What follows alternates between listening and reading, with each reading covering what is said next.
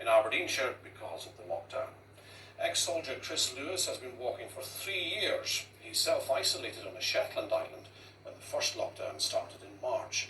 This time, however, he won't be so lonely, as Anne Smith has been finding out. With just £10 in his pocket, he set off on his ambitious journey in 2017, the former paratroopers' fundraising mission to walk the entire UK coastline.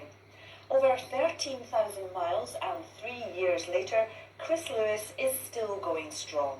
The adventurer and his dog Jet have made it to the east coast of Scotland.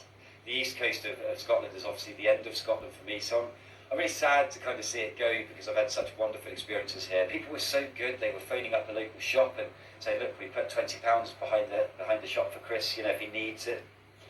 Well, what a place. Second highest sea cliffs in the UK, and I'm climbing that tomorrow. Yes. The avid long-distance walkers raised almost £170,000 for the Armed Forces charity SAFA, which helped him when he was homeless and suffering depression. He's hiked along some of the UK's most remote and beautiful corners, but lockdown in March put his journey on hold. He found himself self-isolating on an uninhabited Shetland island. It's real isolation there, you know, I didn't have gas, running water, electricity or anything like this. So yeah, it was a wonderful experience. As long as I kept myself busy and occupied, I really enjoyed it. With about 4,000 miles left to walk, Chris is facing lockdown again. This time though, he won't be so lonely. Coming off probably the hardest section of the walk that I've ever had, then to go and meet who is my girlfriend now, Kate. Yeah, you know, it's amazing. Had a really quick interaction and then I left, went back up the steps, drove off. I was doing a road trip, and then about half an hour later, just decided to come back. So I bought some fish and chips for us to have for dinner, bought some beers, went back down the steps, called his name and said, you know, would you mind if I camp next to you for the night? And even better, you know, she's a kindred spirit, she loves adventure, so she's asked to come and do the rest of this walk with me, and she's a hardy woman, I tell you that for free.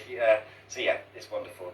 One of the things that most draws me to him, I guess, is his relentless positivity.